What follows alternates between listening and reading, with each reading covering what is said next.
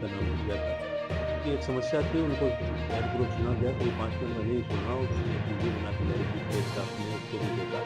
कल आदेश भी जारी किए कि उनका जो भी आंशिक रूप से अतिक्रमित है, खेत उसको खाली करा के तत्वों का विरुद्ध कार्रवाई की जाए। और एसडीएम ने भी उनको सुना, लेकिन मुझे लगता है किसी के बहकावे में आकर उसने तत्काल आत्महत्या करने की धमकी देनी शुरू की। उसको शांत करने का बहुत प्रयास किया गया, उसको समझाया गया, लेकिन वो आत्महत्या करने की बात बार-बार कह रही थी। तो इस आशंका से ग्रस्त होकर कि कहीं वो आत्मघाती कदम न उठा ले, पुलिस की निगरानी में उसको पुलिस बुला के पुलिस की निगरानी में दिया गया और पुलिस ने भी उसको समझाया।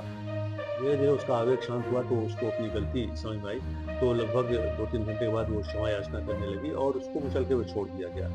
तो जो कदम उठाए गए उसके प्राणों की रक्षा के लिए उठाए गए और कोई इस तरह का आत्मघाती कदम न उठा ले।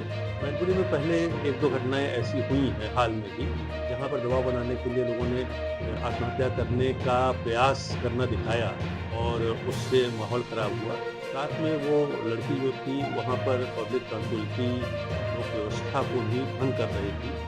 बहुत तेज़ आवाज़ में बोलना, आत्महत्या की बात करना, तो बार-बार समझाने पर जो वो शांत नहीं हुई, तो उसके लिए बेस्ट यही लगा मुझे, सबसे सबका उपयोग करने ये लगा कि उसको निगरानी में रखा जाए, ताकि इसका आवेग शांत हो। अब इस बात को तोड़-मरोड़ कर सफ़ेद झूठ फैलाया जा रहा है कि उसको जेल भेज दिया गया।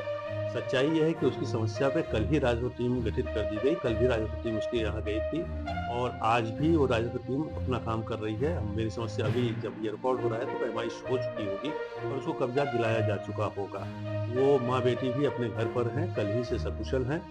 केवल उसका आवेग देखते हुए इस आशंका से कि कहीं वो अपने आप को कोई क्षति न पहुँचा ले, उसे निगरानी में रखा गया। तो ये बात बिल्कुल झूठ है कि उसे जेल भेजा गया या उसकी ऊँची आवाज़ या अपनी समस्या कहने पर नाराज़ होकर कोई कार्रवाई की गई है।